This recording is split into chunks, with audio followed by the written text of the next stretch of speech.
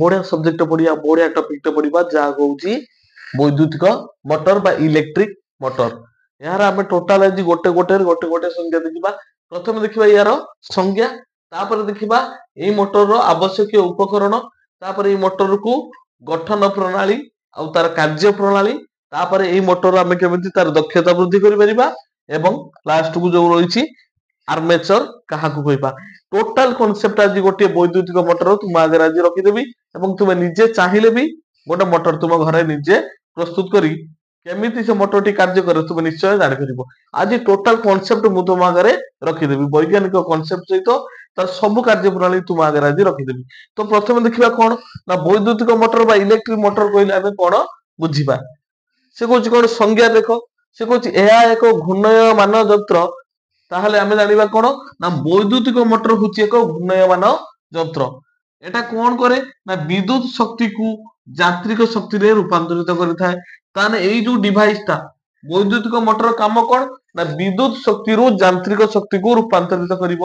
ତାମାନେ ବିଦ୍ୟୁତ ଶକ୍ତିକୁ ସେ ରିସିଭ କରିବ ଏବଂ ମେକାନିକାଲ ଏନର୍ଜି ବା ଯାନ୍ତ୍ରିକ ଶକ୍ତି ରୂପରେ ତୁମକୁ ସେ ପ୍ରଦାନ କରିବ। ଏହାର ଏକ କାର୍ଯ୍ୟ ପ୍ରଣାଳୀ କଣ କରେ ନା ଫ୍ଲେମିଂଙ୍କ ବାମ ହସ୍ତ ନିୟମକୁ ଭିତ୍ତି କରି ହୋଇଛି।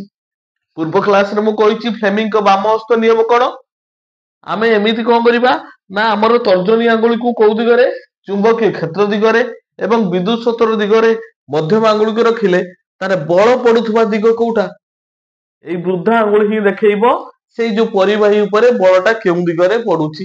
ଏଇଟା ଥିଲା ଫ୍ଲେମିଂଙ୍କ ବାମ ହସ୍ତ ନିୟମ। ସେଇ ନିୟମକୁ ଭିତ୍ତି କରି କଣ ହେଇଛି ନାମ ବୈଦ୍ୟୁତିକ ମଟର ତିଆରି ହେଇଛି। ତ ପ୍ରଥମେ ଦେଖିବା ଆମେ କଣ କରିବା ନା ଏହାର ଆବଶ୍ୟକୀୟ ଉପକରଣ ଗୁଡିକ କଣ କଣ ଦରକାର। ତ ଆମେ ଗୋଟିଏ ମଟରଟେ ବନେଇବାକୁ ହେଲେ ତିଆରି କରିବାକୁ ହେଲେ ଆବଶ୍ୟକୀୟ ଉପକରଣ କଣ କଣ ଆମକୁ ସବୁ ଦରକାର। ପ୍ରଥମେ ଦେଖିବା ନା ଗୋଟିଏ ଚୁମ୍ବକର ଦୁଇଟି ମେରୁ, ନର୍ଥ ପୋଲ ଗୋଟେ ଆଉ ସାଉଥ ପୋଲ ଗୋଟେ। ତାହେଲେ ଗୋଟେ ଚୁମ୍ବକର ଦୁଇଟି ମେରୁ ହଉ କିମ୍ବା ବିପରୀତ ଅନ୍ୟ ଦୁଇଟି ଚୁମ୍ବକର ଅସମ ମେରୁ ହୁଅନ୍ତୁ ଦରକାର। ଆଉ ଗୋଟେ କଣ ନା ଏ ବି ସି ଡି ଗୋଟିଏ ହଉ ଆୟତକାର ତାରକୁଣ୍ଡଳୀ। ମୁଁ ଏଠି ନାଁ ଦେଇଦେଇଛି କାରଣ ଏଇଠି ମୁଁ ଚିତ୍ର ଅଙ୍କନ କରିବି, ସେଥିପାଇଁ ନାଁଟା ମୁଁ ଦେଇଦେଇଛି। ଗୋଟିଏ ଆୟତକାର ତାରକୁଣ୍ଡଳୀ ନବା। ଆଉ କଣ ନବା ନା ଗୋଟିଏ ବିଖଣ୍ଡିତ ବଳୟର ଦୁଇ ଅର୍ଦ୍ଧାଂଶ, ମନେକର ପି ଏଣ୍ଡ କ୍ୟୁ, ଯୋଉଟା ମୁଁ ଏବେ ନେବି ଏଠି ହେଲା। ଦୁଇଟି ସୁପରିବାହୀ ବ୍ରଶ ନବା, ଆଉ ଗୋଟେ ନବା କଣ ଅଖ ନବା, ଆଉ ଗୋଟେ ବ୍ୟାକ୍ଟେରିଆ ନବା। ଏତିକି କଣ କରିବା ନା ଆମେ ଆବଶ୍ୟକ ଉପକରଣ ଅନୁସାରେ ଏତିକି ଜିନିଷ ନବା। ତାପରେ ଦେଖିବା କୋଉ ପଏଣ୍ଟ ଗଲା ଗଠନ ପ୍ରଣାଳୀ। ଏବେ ଆମେ ସେଇ ଉପକରଣକୁ ନେଇ କେମିତି ତାକୁ ତିଆରି କରିବା ହେଲା। ପ୍ରଥମ କଣ କରିବା ଗୋଟିଏ ଚୁମ୍ବକର ଦୁଇ ମେରୁ ଏନ୍ ଆଉ ଏସ୍ କୁ କଣ କରିବା ସେମାନଙ୍କୁ ସ୍ଥାପିତ କରିଦବା। ଗୋଟେ ନର୍ଥ ପୋଲ ଆଉ ଗୋଟେ ସାଉଥ ପୋଲ ହେଇଗଲା। ଦୁଇଟି ମେରୁ, ଗୋଟେ ଚୁମ୍ବକର ଦୁଇଟି ମେରୁକୁ ପ୍ରଥମେ ଅବସ୍ଥିତ କରିବା ଏବଂ ତାପରେ କଣ କରିବା ନା ଏ ବି ସି ଡି ଆୟତକାର ତାର କୁଣ୍ଡଳୀକୁ ଏହାର ଚୁମ୍ବକୀୟ କ୍ଷେତ୍ର ମଧ୍ୟରେ ଲମ୍ବ ଭାବରେ ରଖିବା ହେଲା। ମନେ ରଖିବ ଲମ୍ବ ଭାବରେ ରଖିବା। ତାପରେ ମୁଁ ଲାଷ୍ଟରେ ବି କହିବି ଏସବୁ ଜିନିଷ କଣ ପାଇଁ ନିଆଗଲା, କାହିଁକି ନିଆଗଲା ହେଲା। ମୁଁ ସେ ଟପିକ ତୁମକୁ ବୁଝେଇକି ଆଜି ଛାଡିବି। ତୁମର କିଛି ବି କନଫ୍ୟୁଜ ଯେମିତି ଆଜି ନ ରହେ, ଟୋଟାଲ କ୍ଲିୟର ମୁଁ କରିଦେବି ହେଲା। ତ ପ୍ରଥମେ କଣ କରିବା ଦୁଇଟି ମେରୁକୁ କଣ କରିବା ନା ସ୍ଥିର ଭାବରେ ରଖିବା। ତାପରେ କଣ କରିବା ନା ଏ ବି ସି ଡି ଯୋଉ ଆୟତକାର ତାର କୁଣ୍ଡଳୀକୁ କଣ କରିବି, ଏବେ ଏଇ ଚୁମ୍ବକୀୟ କ୍ଷେତ୍ର ମଧ୍ୟରେ ବର୍ତ୍ତମାନ ମତେ କୁହ ଚୁମ୍ବକୀୟ କ୍ଷେତ୍ରର ଦିଗ କୁଆଡେ ହବ, ଚୁମ୍ବକୀୟ କ୍ଷେତ୍ର ଦିଗ କୁଆଡେ, କୌଣସି ଏକ ଚୁମ୍ବକର ବାହାରେ କଣ ହୁଏ ନର୍ଥ ରୁ ସାଉଥ କୁ। ତାହେଲେ ଏଇଟା ହଉଛି କଣ ବର୍ତ୍ତମାନ ଚୁମ୍ବକୀୟ କ୍ଷେତ୍ରର ଦିଗ, ମୁଁ ଉପରେ ମାରୁଛି ହେଲା। ଏଇଟା ହଉଛି ଚୁମ୍ବକୀୟ କ୍ଷେତ୍ରର ଦିଗ, ଏଇଠି ଲେଖି ଦଉଛି ହେଲା। ଏଇଟା ହଉଛି ଚୁମ୍ବକୀୟ କ୍ଷେତ୍ର ଦିଗ ନର୍ଥ ରୁ ସାଉଥ। ବର୍ତ୍ତମାନ ଏ ବି ସି ଡି ତାର କୁଣ୍ଡଳୀକୁ କଣ କରିବି ନା ଲମ୍ବ ଭାବରେ, କାହାକୁ ଚୁମ୍ବକୀୟ କ୍ଷେତ୍ରର ଦିଗର ଲମ୍ବ ଭାବରେ କଣ କରିବି ନା ଏଇ ତାର କୁଣ୍ଡଳୀକୁ ୟା ଭିତରେ ଏଣ୍ଟ୍ରି କରିବି, ଯେମିତି ଚୁମ୍ବକୀୟ କ୍ଷେତ୍ରର ଦିଗ ଆଉ ତାର କୁଣ୍ଡଳୀ କଣ ହଉଥିବ ନା ଲମ୍ବ ଭାବରେ ରହୁଥିବେ। ତାପରେ କଣ କରିବି ନା ଏଇ କୁଣ୍ଡଳୀର ଦୁଇ ପ୍ରାନ୍ତରେ କଣ ଯୋଗ କରିବି କୁଣ୍ଡଳୀର ଦୁଇ ପ୍ରାନ୍ତରେ ଗୋଟିଏ ବିଖଣ୍ଡିତ ବଳୟର ଦୁଇ ଅର୍ଦ୍ଧାଂଶ। ବିଖଣ୍ଡିତ ବଳୟର ଦୁଇ ଅର୍ଦ୍ଧାଂଶକୁ କଣ କରିବି ନା ଯୋଗ କରିବି ହେଲା। ଏବଂ ଏହି ଗୋଟିଏ ଏହି ବିଖଣ୍ଡିତ ବଳୟଟି କଣ କର ନା ହଉଛି ଗୋଟେ ହଉଛି ପି ଆଉ ଗୋଟେ ହଉଛି କ୍ୟୁ। ଏଇଟା ହଉଛନ୍ତି ଦୁଇ ବିଖଣ୍ଡିତ ବଳୟ ଯାହା କଣ କରିଥାଏ ନା ତାର କୁଣ୍ଡଳୀର ଦୁଇ ପ୍ରାନ୍ତରେ ସଂଯୋଗ ହୋଇଥାଏ। ଏବଂ ଏଇ ବିଖଣ୍ଡିତ ବଳୟକୁ ଜଣେ ସପୋର୍ଟ ଦେଲା ଭଳିଆ ଗୋଟିଏ ଅକ୍ଷଟିଏ ନବା। ଯେମିତି କଣ କରିପାରିବ ନା ଏଇ ଅକ୍ଷଟିଏ ବିଖଣ୍ଡିତ ବଳୟର କଣ ହଉଥିବ କୁ ସପୋର୍ଟ କରି ରହିପାରିବ ହେଲା। ଏଇ ଅକ୍ଷଟି କଣ ହବ ନା ବିଖଣ୍ଡିତ ବଳୟର ସପୋର୍ଟ ହେଇକି ରହିପାରିବ, ଯାହା ଫଳରେ କି ଏଇ ଯୋଉ ବିଖଣ୍ଡିତ ବଳୟ ଚାରିପଟେ ଅକ୍ଷଟିଏ ଭଲ ଭାବରେ ଘୁରି ପାରିବ ହେଲା। ତାପରେ କଣ ନବା ନା ଦୁଇଟି କାର୍ବନ ବ୍ରଶ। ତାହେଲେ ଏଇ ଦୁଇ କାର୍ବନ ବ୍ରଶ କୁ କଣ କରିବା ଏବେ ଟିକେ ଉପରକୁ ଲେଖିଦବା ପି, ଏଇଟା ହଉଛି କ୍ୟୁ। ପି କ୍ୟୁ କଣ ନା ବିଖଣ୍ଡିତ ବଳୟ ହେଲା। ତାପରେ କାର୍ବନ ବ୍ରଶ ବା ଏଇ ଯୋଉ ସୁପରିବାଇ ବ୍ରଶ କୁ କଣ କରିବି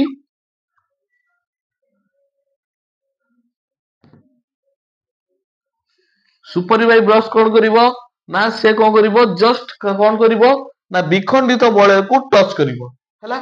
ବିଖଣ୍ଡିତ ବଳୟକୁ ସଂଯୋଗ କରି ବ୍ରଶଟେ ରହିବ ଏବଂ ଏଇ ବ୍ରଶ କୁ ସିଧାସଳଖ ଏବେ କାହା ସହିତ କନେକ୍ସନ କରିବା ନା ପରିପଥ ସହିତ ସଂଯୁକ୍ତ କରିବା।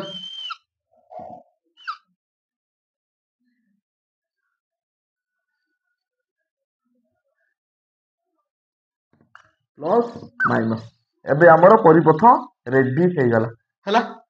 ବର୍ତ୍ତମାନ ହେଇଗଲା ତାର ଗଠନ ପ୍ରଣାଳୀର ହେଇଗଲା। ଗଠନ ପ୍ରଣାଳୀ ଏବେ ଆମର ରେଡି ହେଇଗଲା। ବର୍ତ୍ତମାନ ଏକ୍ସ ଆଉ ୱାଇ ହଉଛନ୍ତି କଣ ଦୁଇଟି ସୁପରିବାଇ ବ୍ରଶ ହେଲା। ବର୍ତ୍ତମାନ ଦେଖ ଏବେ କଣ ହବ ନା ବ୍ୟାଟେରୀର ପଜିଟିଭ ଟା କାହା ସହିତ ଯିବ ନା ଏକ୍ସ କାର୍ବନ ସହିତ, ବ୍ୟାଟେରୀର ନେଗେଟିଭ ଟା ହବ ୱାଇ ସୁପରିବାଇ ବ୍ରଶ ସହିତ ସଂଯୁକ୍ତ ହବ।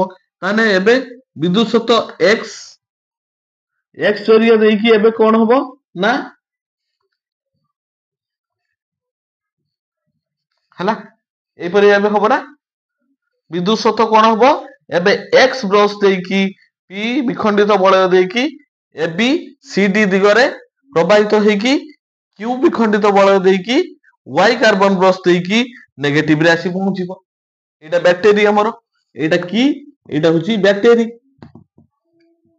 ହେଲା। ଏବେ ଆମର ଗଠନ ପ୍ରଣାଳୀ ହେଇଗଲା ରୁଟି। ଏବେ ଦେଖିବା କାର୍ଯ୍ୟ ପ୍ରଣାଳୀ। ଏବେ ଏହାର କାର୍ଯ୍ୟ ପ୍ରଣାଳୀ କେମିତି ହବ।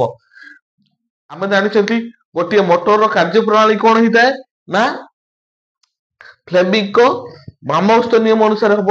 ବର୍ତ୍ତମାନ ଦେଖ ଯେତେବେଳେ ଆମେ ସୁଇଚ ଟି ଅନ୍ କରିବା ହେଲା, ଆମ ପରିପଥ ବର୍ତ୍ତମାନ ରେଡି ହେଇଗଲା। ଆମେ ଯେତେବେଳେ ସୁଇଚ ଟି ଅନ୍ କରିବା ବର୍ତ୍ତମାନ କଣ ହବ ବିଦ୍ୟୁତ ସତ ପଜିଟିଭ ରୁ ନେଗେଟିଭ ଦିଗରେ ଗତି କରେ। ତ ପ୍ରଥମେ କଣ ହବ ବିଦ୍ୟୁତ ସତ ଏକ୍ସ କାର୍ବନ ବ୍ରଶ ସହିତ ଦେଇ ପି ବିଖଣ୍ଡିତ ବଳୟ ଦେଇକି କାହା ସହିତ ଯିବ ନା ଏ ବି ସି ଡି ତାର କୁଣ୍ଡଳୀ ମଧ୍ୟରେ ପ୍ରବାହିତ ହେବ। ଏବଂ ତାପରେ କଣ ହବ ନା କ୍ୟୁ ବିଖଣ୍ଡିତ ବଳୟ ଦେଇକି ୱାଇ ବ୍ରଶ ଦେଇକି ନେଗେଟିଭ ରେ ଆସି ପହଞ୍ଚିବ। ଏଇଟା ଆମର ପରିପଥ ଏବେ ଏଇଭଳି ଭାବରେ କଣ ହବ ବିଦ୍ୟୁତ ସତ ଗତି ହବ। ଏବେ ଫ୍ଲେମିଙ୍କ ବାମହସ୍ତ ନିୟମ ଅନୁସାରେ ଏ ବି ତାର କୁଣ୍ଡଳୀର ଏ ବି ବାହୁ ଉପରେ ଏବେ କଣ ହବ ନା ବଳ ପ୍ରୟୋଗ ହବ। କୌଣସି ଏକ ଚୁମ୍ବକୀୟ କ୍ଷେତ୍ର ମଧ୍ୟରେ ପରିବାହୀଟିଏ ଅବସ୍ଥିତ ହେଲେ ପରିବାହୀ ଉପରେ ବଳ ପ୍ରୟୋଗ ହୁଏ, ଏଇଟା ଆମେ ଜାଣିଥିଲେ। ଏବେ ପରିବାହୀର ବଳର କେଉଁ ଦିଗରେ ହବ ଏବେ ନା ଫ୍ଲେମିଙ୍କ ବାମହସ୍ତ ନିୟମ ଅନୁସାରେ। ବର୍ତ୍ତମାନ ଦେଖିବା ଚୁମ୍ବକୀୟ କ୍ଷେତ୍ରର ଦିଗ କୁଆଡେ ଏପଟେ ନର୍ଥ ରୁ ସାଉଥ କୁ। ବର୍ତ୍ତମାନ କଣ ହେଇଛି ନା ଏ ବି ବାହୁଟା ଏ ବି ବାହୁ ଯୋଉ ଅଛି ତାର କୁଣ୍ଡଳୀର ସେ କଣ ହବ ନା ଚୁମ୍ବକୀୟ କ୍ଷେତ୍ରର ଲମ୍ବ ଦିଗରେ ଅଛି ବର୍ତ୍ତମାନ ହେଲା। ତାହେଲେ ତା ଉପରେ ବଳ ପ୍ରୟୋଗ ହବ ଏବଂ ବଳର ଦିଗ କୁଆଡେ ହବ ଏବେ ଦେଖିବା ଫ୍ଲେମିଙ୍କ ବାମହସ୍ତ ନିୟମ ପକେଇବା। ବିଦ୍ୟୁତ ସତର ଦିଗ ଉପରକୁ ଏବଂ ଚୁମ୍ବକୀୟ କ୍ଷେତ୍ରର ଦିଗ କୁଆଡେ ଏଇଭଳିଆ ହବ ନା ଚୁମ୍ବକୀୟ କ୍ଷେତ୍ରର ଦିଗ ନର୍ଥ ରୁ ସାଉଥ କୁ ସେପଟେ ଅଛି ତର୍ଜନୀ ଆଙ୍ଗୁଳି ଏବଂ ବିଦ୍ୟୁତ ସତର ଦିଗ ମଧ୍ୟମ ଆଙ୍ଗୁଳି। ଏବେ ବଳ ବୃଦ୍ଧା ଆଙ୍ଗୁଳି କୁଆଡେ ଭିତରକୁ ଯାଉଛି।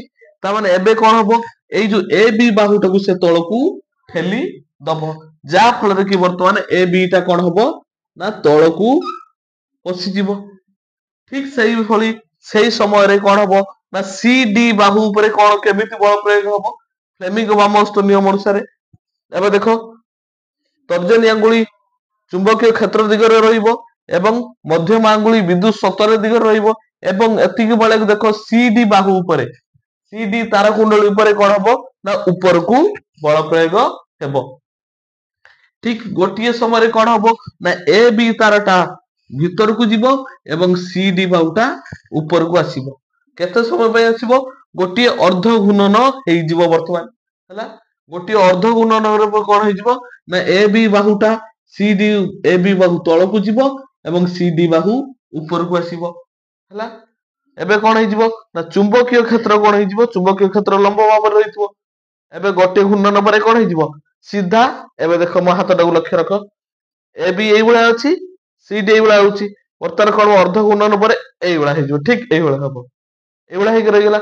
ଠିକ ସେଇ ସମୟରେ କଣ ହବ ଏଇ ଯୋଉ ଦେଖ ପି କ୍ୟୁ ବିଖଣ୍ଡିତ ବଳୟ ପି କ୍ୟୁ ବିଖଣ୍ଡିତ ବଳୟ କାହା ସହିତ ଏଇ ଯୋଉ ଆମର ଆୟତକାର କୁଣ୍ଡଳୀ ସହିତ ସଂଯୁକ୍ତ ହେଇ ଅଛି ନା ଏଠି କଣ କରିବ ଠିକ ସେଇ ସମୟରେ ପି କ୍ୟୁ ଟା ଅର୍ଦ୍ଧ ଘୂର୍ଣ୍ଣନ କରିବ ଏବଂ ସେଇ ଅର୍ଦ୍ଧ ଘୂର୍ଣ୍ଣନ ସମୟରେ କ୍ୟୁ ର ବିଖଣ୍ଡିତ ବଳୟଟା ଏକ୍ସ କାର୍ବନ ବ୍ରଶ ସହିତ ଲାଗିଯିବ। ଦେଖ ଏଇ ଯୋଉ ଅକ୍ଷ ଚାରିପଟେ କିଏ ଅଛି ବିଖଣ୍ଡିତ ବଳୟ ଅଛି ନା ଏଇ ବିଖଣ୍ଡିତ ବଳୟ ବର୍ତ୍ତମାନ ଘୁରି ଆସିବ ଏଇ କ୍ୟୁ ଟା ଏବେ କଣ ହବ ନା ଘୁରି ଆସିକି କାହା ସହିତ ଲାଗିଯିବ ନା ଏକ୍ସ ସହିତ ଲାଗିଯିବ ଏବଂ ଠିକ ସେତିକିବେଳେ ପି ଟା କଣ ହବ ନା ପି ଟା ସେତିକିବେଳେ ଆସିକି ୱାଇ ସହିତ ଲାଗିଯିବ। ଠିକ ସେଇ ସମୟରେ କଣ ହବ ଏବେ ଦେଖ ଏକ୍ସ ସହିତ ଯେତେବେଳେ ଲାଗିଗଲା ସେତେବେଳେ ସି ଡି ବାହୁଟା କଣ ହବ ନା ଆସି ଏପଟେ କାହା ସହିତ ଲାଗିଯିବ ସି ଡି ବାହୁ ଲାଗିଛି କାହା ସହିତ କ୍ୟୁ ବିଖଣ୍ଡିତ ବଳୟ ସହିତ ତ କ୍ୟୁ ବିଖଣ୍ଡିତ ବଳୟ ଯେତେବେଳେ ଏକ୍ସ ବ୍ରଶ ସହିତ ଲାଗିବ ଏବଂ ଏ ବି ବାହୁଟର ଯେତେବେଳେ ଥିବା ପି ବିଖଣ୍ଡିତ ବଳୟ ୱାଇ ସହିତ ଲାଗିବ ସେତେବେଳେ ବିଦ୍ୟୁତ ସ୍ରୋତ କଣ ହବ କେମିତି ନା ସି ଡି ବି ଏ ଦିଗରେ ପ୍ରବାହିତ ହବ। ସେ ଚିତ୍ର ମୁଁ କାଟିଦେବି କି ସେତେବେଳେ ଦେଖ ଏଇଭଳିଆ ଟାଇପ ର ହେଇଯିବ କାଟି ଦଉଛି ଏଠି ସାଇଡ ରେ ସେତେବେଳେ ସି ଡି ସରି ଡି ସି ବି ଏ ଏଇପରି ହେଇଯିବ ନା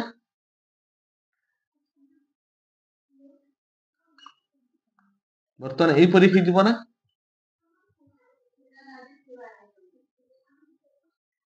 ଏଇ ଯୋଉ ବିଖଣ୍ଡିତ ବଳୟରେ ବର୍ତ୍ତମାନ ଏଇଭଳି ହେଇଯିବ ନା ଏଇଟା ବ୍ରଶ ଟେ ରହିଲା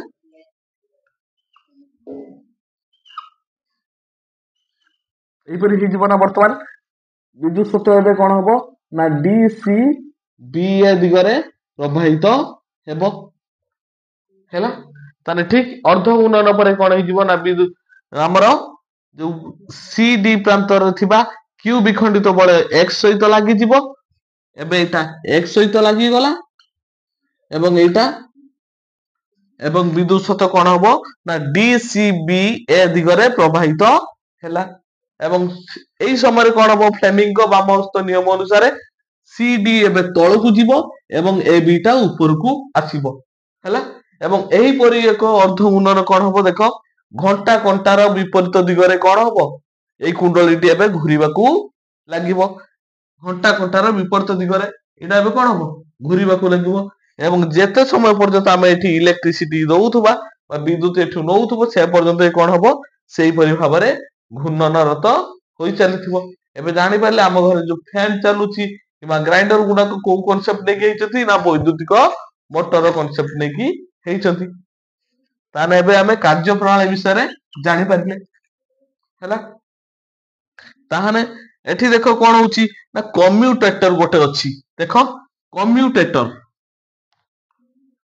କମ୍ୟୁଟେଟର କମ୍ୟୁଟେଟର କାହାକୁ କୁହାଯାଏ ନା ଯେଉଁ ଉପକରଣ କଣ କରିଥାଏ ନା ଏକ ବିଦ୍ୟୁତ ପରିପଥରେ ବିଦ୍ୟୁତ ସ୍ରୋତର ଦିଗ ପରିବର୍ତ୍ତନ କରିଥାଏ ତାହାକୁ ଆମେ କମ୍ୟୁଟେଟର କହିଥାଉ। ତ ବର୍ତ୍ତମାନ ଦେଖ ଏଇ ସେଟରେ ବର୍ତ୍ତମାନ ମୋଟର ସେଟରେ ଆମର ଏଇ ଯୋଉ ଉପକରଣଟିରେ ବର୍ତ୍ତମାନ ବିଦ୍ୟୁତ ସ୍ରୋତର କାମ ବା ତାର ସ୍ରୋତର ଦିଗ ପରିବର୍ତ୍ତନ କିଏ କରୁଛି ନା ଏଇ ବିଖଣ୍ଡିତ ବଳୟ କରୁଛନ୍ତି ଦିଟା ପି ଆଉ କ୍ୟୁ ଏଇ ବିଖଣ୍ଡିତ ବଳୟ ଦିଟା କଣ କରୁଛନ୍ତି ନା ବିଦ୍ୟୁତ ସ୍ରୋତର ଦିଗ ପରିବର୍ତ୍ତନ କରୁଛନ୍ତି। ଦେଖ ପି କ୍ୟୁ ଯେତେବେଳେ ବଦଳି ଯାଉଛି ଏକ୍ସ ବ୍ରଶ ସହିତ ଯେତେବେଳେ କ୍ୟୁ ଲାଗି ଯାଉଛି ସେତେବେଳେ ଦେଖ ଏଇ ଯୋଉ DCBA ରେ କଣ ହଉଛି ଓଲଟା କଣ ହଉଛି ବିପରୀତ ଦିଗରେ ଫ୍ଲୋ ହଉଛି କରେଣ୍ଟ। ତେଣୁ ଏଇ ବିଖଣ୍ଡିତ ବଳୟକୁ କଣ କୁହାଯାଏ PQ ବିଖଣ୍ଡିତ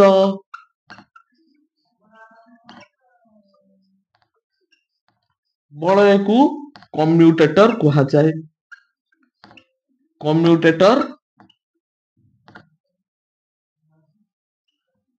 କୁହାଯାଏ।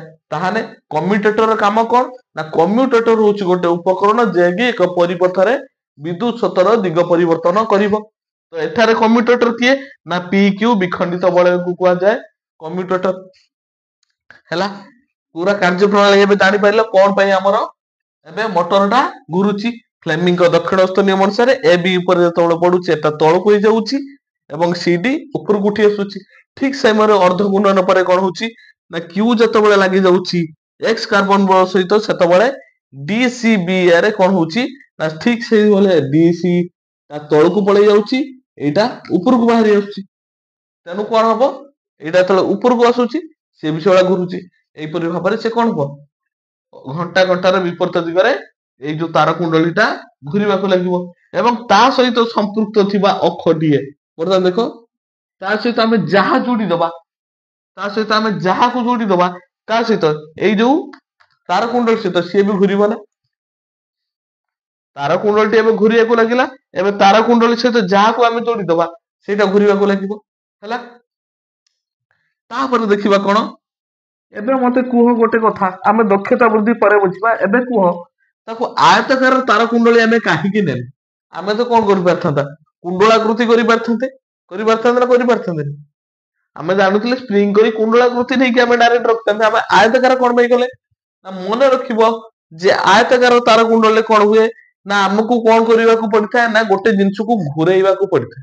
ତ ଘୁରେଇବାକୁ ହେଲେ ମନେ ରଖିବ ବଳ ଏକ ଚୁମ୍ବକୀୟ କ୍ଷେତ୍ର ମଧ୍ୟରେ ବଳ ସର୍ବାଧିକ କେତେବେଳେ ହେଇଥାଏ ଯେତେବେଳେ ତାର କୁଣ୍ଡଳୀଟି କଣ ହେଇଥିବ ନା ଚୁମ୍ବକୀୟ କ୍ଷେତ୍ରର ଦିଗରେ 90 ଡିଗ୍ରୀ ହେଇକି ରହିଥିବ ବା ସମକୋଣରେ ରହିଥାନ୍ତି। ତାମାନେ ଯଦି ଚୁମ୍ବକୀୟ କ୍ଷେତ୍ର ଦିଗ ଆଉ ବିଦ୍ୟୁତ ସ୍ରୋତର ଦିଗ ଲମ୍ବ ଭାବରେ ରହିଲେ ସେତେବେଳେ ଏକ ପରିବାହୀ ଉପରେ ବା କଣ୍ଡକ୍ଟର ଉପରେ କଣ କରିଥାଏ ନା ଅତ୍ୟଧିକ ବଳ ପ୍ରୟୋଗ ହେଇଥାଏ। ଦେଖ ଏଠି ଆମେ କଣ କରିବା ଆକୁ ଯଦି ଲମ୍ବ ଦିଗରେ ରଖିବା କାହାର ଚୁମ୍ବକୀୟ କ୍ଷେତ୍ର ତାହେଲେ ୟା ଉପରେ ଅଧିକ ବଳ ପ୍ରୟୋଗ କରିବ ତାମାନେ ଅଧିକ ତଳକୁ ପେଲିବ କିମ୍ବା ଆକୁ ଅଧିକ ଉପରକୁ ଉଠେଇବ ତାହେଲେ ଆମର ସହଜରେ ଇଏ କଣ କରିପାରିବ ଘୁରି ପାରିବ। ଆଉ ଏଠି କଣ କରିବା BC କୁ ଦେଖିଲ ଏଇ ଯୋଉ BC ଟା କଣ ଅଛି ନା ଏଇ BC ଟା କଣ ହବ ସମାନ୍ତର ହେଇଥିବ କାହା ସହିତ ଚୁମ୍ବକୀୟ କ୍ଷେତ୍ରର ଦିଗରେ। ତାର କୁଣ୍ଡଳୀର BC ବାହୁ ଦେଖ ଏ ଦିଟା ଏବେ ଲମ୍ବ ଭାବରେ ରହିଲେ ହେଲା ଚୁମ୍ବକୀୟ କ୍ଷେତ୍ର ଦିଗର ଲମ୍ବ ଭାବରେ ରହିଲେ କିନ୍ତୁ ଇଏ ଚୁମ୍ବକୀୟ କ୍ଷେତ୍ର ସହିତ କଣ ହେଲା ସମାନ୍ତର ହେଇକି ରହିଗଲା। ଆଉ ମନେ ରଖିବ କୌଣସି ଏକ ଚୁମ୍ବକୀୟ କ୍ଷେତ୍ରରେ ସମାନ୍ତର ଭାବେ ରହିଥିବା ବିଦ୍ୟୁତ ସ୍ରୋତ ଉପରେ କୌଣସି ବଳ ପ୍ରୟୋଗ ହୁଏ ନାହିଁ ଯାହା ଫଳରେ କି ଏଇ ଯୋଉ ବାହୁ ଉପରେ କୌଣସି ବଳ ପ୍ରୟୋଗ ହେବ ନାହିଁ। ଠିକ ସେଇଥିପାଇଁ କଣ କରିବା ନା ଏଇ ତାର କୁଣ୍ଡଳୀ ଟାକୁ ଆମେ ଆୟତକାର ବିଶିଷ୍ଟ ନେଇଛନ୍ତି। ବଳ ପଡିବ ଯଦି AB ବାହୁ ଉପରେ ଏବଂ CD ବାହୁ ଉପରେ ପଡିବ। BC ବାହୁ ଉପରେ ଆଉ AD ଉପରେ କୌଣସି ପ୍ରଭାବ ପଡିବ ନାହିଁ। ଏବେ ତାର ଠିକ ପୋଜିସନ ରହିଲା ଏବେ ଇଏ ତାର କଣ ଘଣ୍ଟା ଘଣ୍ଟାର ବିପରୀତ ଦିଗରେ ଘୁରିବାକୁ ଲାଗିଲା। ତ ଏଥର କନସେପ୍ଟ କ୍ଲିୟର ହେଇଗଲା କଣ ପାଇଁ ଆମେ BC ଟାକୁ ନେଲେ। ଏଠିରେ ମନେ ରଖ ଆଉ ଗୋଟେ କଥା ଆସିବ ଏଠି କାଇଁ ବିଖଣ୍ଡିତ ବଳୟ କାହିଁକି ନେଲେ? ବିଖଣ୍ଡିତ ବଳୟ ନେବାର ମୁଖ୍ୟ ଉଦ୍ଦେଶ୍ୟ ହଉଛି କଣ ନା ବିଦ୍ୟୁତ ସ୍ରୋତର ଦିଗ ପରିବର୍ତ୍ତନ କରିବା। ଇଏ ଯେତେବେଳେ ଛାଡିଯିବ ପ୍ରତି ଅର୍ଦ୍ଧ ଘୂର୍ଣ୍ଣନରେ କଣ ହବ ଇଏ ପୁରା ମଝି ଅବସ୍ଥା ପଳେଇছে ଠିକ ସେତେବେଳେ ଇଏ କାର୍ବନ ବଳ ସହିତ Q ସହିତ X ଲାଗିଲା ଯାହା ଫଳରେ କି କଣ ହବ ବିଦ୍ୟୁତ ସ୍ରୋତ ସବୁବେଳେ କଣ ପଜିଟିଭ ରୁ ନେଗେଟିଭ ତା ମାନେ ଏଠି DC ରେ ବି DC B ରେ ଯିବ ସେଇଟା ଆମେ ଚାହୁଁଛନ୍ତି ନା ଏ ସବୁବେଳେ ଘୁରିବା ପାଇଁ ଗୋଟିଏ ଦିଗରେ ଘୁରିବା ପାଇଁ ତ ସେଇଥିପାଇଁ ବିଖଣ୍ଡିତ ବଳୟଟା ଲଗା ଯାଇଥାଏ। ହେଲା ଆଉ ବାକି ରହିଲା କଣ ନା ଏବେ ଯୋଉ ଏଇ ତାର କୁଣ୍ଡଳୀର ସହିତ ଆମେ ଯେ କୌଣସି ଜିନିଷକୁ ଖଞ୍ଜିଦବା ବା ଲଗେଇଦବା ତାର କୁଣ୍ଡଳୀ ଘୁରିବା ସହିତ ସେ ଜିନିଷଟା ବି ଏବେ କଣ ହବ ଘୁରିବାକୁ ଲାଗିବ। ଜାଣିପାରିଲେ ଏବେ ୟାର କନସେପ୍ଟ ପୁରା କ୍ଲିୟର ହେଇଗଲେ ନା କିଛି ଡାଉଟ ରହିଲା ହେଇଗଲା। ଏବେ କଣ କରିବା ଆମେ ଇଏର ଟିକେ ପାୱାର ବଢେଇବା। ୟାର ପାୱାର ବଢେଇବାକୁ ହେଲେ କଣ କରିବାକୁ ପଡିବ ଆମକୁ ନା ଆମେ ଯଦି ଅଧିକ ଆୟତକାର ବିଶିଷ୍ଟ କଣ କରିପାରିବା ତାର କୁଣ୍ଡଳୀ ନବା ତାହେଲେ ଆମ ପାଇଁ ସହଜ ହେଇଯିବ। ମୁଁ ଗୋଟେ ଜାଗାରେ ଏବେ କଣ ନେବି ନା ଦିଟା ତାର କୁଣ୍ଡଳୀ ନେଲି ହେଲା। ତାର କୁଣ୍ଡଳୀ ନବା, ଅଧିକ ବିଶିଷ୍ଟ ତାର କୁଣ୍ଡଳୀ ଯଦି ନବା, ୟା ଭିତରେ କଣ ହବ? ତାର ଦକ୍ଷତା ବୃଦ୍ଧି ପାଇବ। ହେଲା, ଗୋଟେ ନଉଥିଲେ ଆଉ ଗୋଟେ ନବା ତାର କୁଣ୍ଡଳୀ, ଆଉ ଗୋଟେ ତାର କୁଣ୍ଡଳୀ ନେଲେ ଠିକ ତାପରେ ସେତିକି ବିଦ୍ୟୁତ ସ୍ରୋତ ପ୍ରବାହିତ ହବ, ଅଧିକ ବଳ ପ୍ରୟୋଗ ହବ, ସେ ଅଧିକ ଘୁରେଇବ। ହେଲା, ଆଉ କଣ କରିବା ନା ବିଦ୍ୟୁତ ସ୍ରୋତ। ହେଲା, ଦକ୍ଷତା ବୃଦ୍ଧି ପାଇଁ ମତେ ରହିଲା ତାର କୁଣ୍ଡଳୀ ଘେର ବଢେଇବା ଆଉ ଅଧିକ ବିଦ୍ୟୁତ ସ୍ରୋତ। ଅଧିକ ବିଦ୍ୟୁତ ସ୍ରୋତ ଦେଲେ ବି କଣ ହେଇପାରିବ? ୟାର ଦକ୍ଷତା ବୃଦ୍ଧି ପାଇପାରିବ, ବା ସେ ଯୋଉ ମୋଟରଟା ଅଧିକ ସ୍ପିଡ ହେଇପାରିବ। ଆମକୁ ବ୍ୟବସାୟିକ କ୍ଷେତ୍ରରେ ପ୍ରାୟ ଏଇଭଳି ୟୁଜ କରାଯାଏ। ଆମକୁ ଟିକେ ଅଧିକ ଦରକାର, ଆମ ଗ୍ରାଇଣ୍ଡରରେ ଯେତେବେଳେ ଲାଗୁଛି, ଆମ ଫ୍ୟାନରେ କଣ ସେତେବେଳେ ଲାଗୁଛି? ସେତେବେଳେ ଲାଗୁଛି ନା ଆମର ଯୋଉ ମୋଟର ଗୁଡାକ ଚାଲୁଛି ପମ୍ପ ସେଟ ରେ, ସେଥିରେ କଣ ସେତେବେଳେ ଲାଗୁଛି? ଇଲେକ୍ଟ୍ରିକ ମୋଟରରେ ଲାଗୁନି ନା। ତ ସେଇଭଳି ବ୍ୟବସାୟିକ ଉଦ୍ଦେଶ୍ୟରେ ସେମାନଙ୍କ ସାମର୍ଥ୍ୟ ଅନୁସାରେ କଣ କରିବା, ଆମେ ସେତିକି ପରିମାଣ କରେଣ୍ଟ ଦବା, ତାକୁ କଣ କରିବା ତାରରେ ଗୁରେଇବା, ଅଧିକ ଯଦି କୁଣ୍ଡଳୀ କରିବା ତାହେଲେ ଅଧିକ ଶକ୍ତି ହବ। ଏବେ ଆସ ଦେଖିବା ଆଉ ଗୋଟେ ଟପିକ ହଉଛି କଣ ନା ଆର୍ମେଚର। ଆର୍ମେଚର କାହା କହିବା? ଯେତେବେଳେ ଏକ ତାର କୁଣ୍ଡଳୀକୁ କଣ କରିବା, ନରମ ଲୁହା ଚାରିପଟେ ଗୁରେଇବା। ହେଲା, ଏଇ ଯୋଉ ତାର କୁଣ୍ଡଳୀକି ଏବେ କଣ କରିବା ନା ଗୋଟିଏ ନରମ ଲୁହା ଚାରିପଟେ ଗୁରେଇଲେ ତାକୁ କଣ କୁହାଯିବ? ଆର୍ମେଚର କୁହାଯାଏ। ମନେ ରଖିବ, ଏକ ତାର କୁଣ୍ଡଳୀକୁ ଏକ ଲୁହାର ନରମ ଲୁହା ଚାରିପଟେ ଘୁରାଇ କୁଣ୍ଡଳୀ କୃତି କଲେ ତାହାକୁ ଆର୍ମେଚର କୁହାଯାଏ। ହେଲା, ଆର୍ମେଚର କାହାକୁ କହିବା? କନସେପ୍ଟ ଏବେ କ୍ଲିୟର ହେଲା। ଯେତେବେଳେ ଗୋଟିଏ ଲୁହା ଖଣ୍ଡ, ନରମ ଲୁହା ଖଣ୍ଡ ଚାରିପଟେ ତାରକୁ ଘୁରାଇ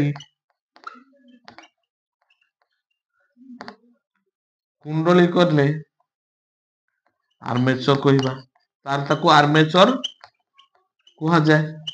ତାର ଆର୍ମେଚର କୁହାଯାଏ। ତାର ଆମ ଦେଖିଥିବ ତୁମ ଫ୍ୟାନ ରେ ବି ଦେଖିବ, ଗ୍ରାଇଣ୍ଡର ଦେଖିବ, ତାର ଯୋଉ ମୋଟର ଗୁଡାକ ତୁମେ ଦେଖୁଛ, ଛୋଟ ଛୋଟ ଖେଳନାର ମୋଟର ତୁମେ କାଢିକି ଦେଖିବ ବୋଲେ କଣ ହେଇଥିବ ନା ସବୁ ତାର ଗୁଡାକ କଣ ହେଇଥିବେ ନା ଘୁରାଇକି ଥିବେ। କାହା ସହିତ? ଗୋଟେ ଲୁହା ଥିବ, ତା ଚାରିପିଠି ତାର କୁଣ୍ଡଳୀ ଗୁଡାକ ଘୁରାଇକି ଥିବେ, ଏବଂ ସେଇଟା କୁହାଯାଏ କଣ ନା ଆର୍ମେଚର। ଆର୍ମେଚର ଯେତେବେଳେ ଘୁରିବ ସେତେବେଳେ ଯାଇକି କଣ ହବ? ଏଇଟା ହେଇଗଲା। ଏବେ ଯଦି ତାର କୁଣ୍ଡଳୀ କଣ କରିବା, ଅଧିକ ଘେର ବିଶିଷ୍ଟ କରି ତା ଭିତରେ ନରମ ଲୁହା ଖଣ୍ଡ ଚାରିପଟେ ଘୁରେଇବା, ସେ କଣ ହେଇଯିବ ନା ଗୋଟେ ଆର୍ମେଚର ହେଇଗଲା। ଏବେ ଦୁଇଟି ସ୍ଥିର ରହିଥିବା ମେରୁ ଠାରେ ଯେତେବେଳେ ଆର୍ମେଚର ଟେ ଘୁରିବ, ସେ କଣ କରିବ ନା ଏକ ଘୂର୍ଣ୍ଣୟମାନ ଯନ୍ତ୍ରରେ ସେ ପରିଣତ ହେଇଯିବ, ଯାହାକୁ କହିବା ଆମେ ବୈଦ୍ୟୁତିକ ମଟର। ତ ଆଜିର କନସେପ୍ଟ ପୁରା କ୍ଲିୟର ହେଇଗଲା। ତୁମେ ବି ଯଦି ପରୀକ୍ଷା କରିବାକୁ ଚାହୁଁଥିବ, ନିଜେ ବି ଘରେ ଛୋଟ ପରୀକ୍ଷା ଟିକେ କରିପାରିବ। ହେଲା, ତ ଆଜିର କ୍ଲାସକୁ ଆମେ ଏଇଠି ରଖିବା। ପର କ୍ଲାସରେ ଆମେ ଦେଖିବା ବିଦ୍ୟୁତ ଚୁମ୍ବକୀୟ ପ୍ରେରଣ। ଜେନେରେଟର ଉପରକୁ ଯିବା। ଏବେ କଣ କରୁଥିଲେ ଆମେ ନା ବିଦ୍ୟୁତ ଶକ୍ତିରୁ ଯାନ୍ତ୍ରିକ ଶକ୍ତି ଆଣିଥିଲେ। ଏବେ ଯାନ୍ତ୍ରିକ ଶକ୍ତିରୁ ଆମେ ବିଦ୍ୟୁତ ଶକ୍ତି କେମିତି ପାଇବା, ସେ କନସେପ୍ଟ ପଢିବା। ତ ଏଇ ଭିଡିଓଟି କେମିତି ଲାଗିଲା ତାର ମତାମତ କମେଣ୍ଟରେ ଦବ, ଏବଂ ତୁମ ସାଙ୍ଗସାଥି ମାନଙ୍କୁ ନିଶ୍ଚୟ ସେୟାର କରିବ। ସେମାନେ ବି ଜାଣିବା ଦରକାର ଯେ ବିଦ୍ୟୁତ ମଟର କଣ ଆଉ ଏଇଟା କେମିତି ହୁଏ। ଏବେ ତମ ଘରେ ଯାହା ବି ପ୍ରୋବ୍ଲେମ ହବ, ତୁମେ ଏବେ ମଟରରେ ସବୁ ଠିକ ଠାକ କରିପାରିବ ନା। ହେଲା, ତ ଆଜିର କ୍ଲାସକୁ ଏଇଠି ରଖିବା। Thank you for watching.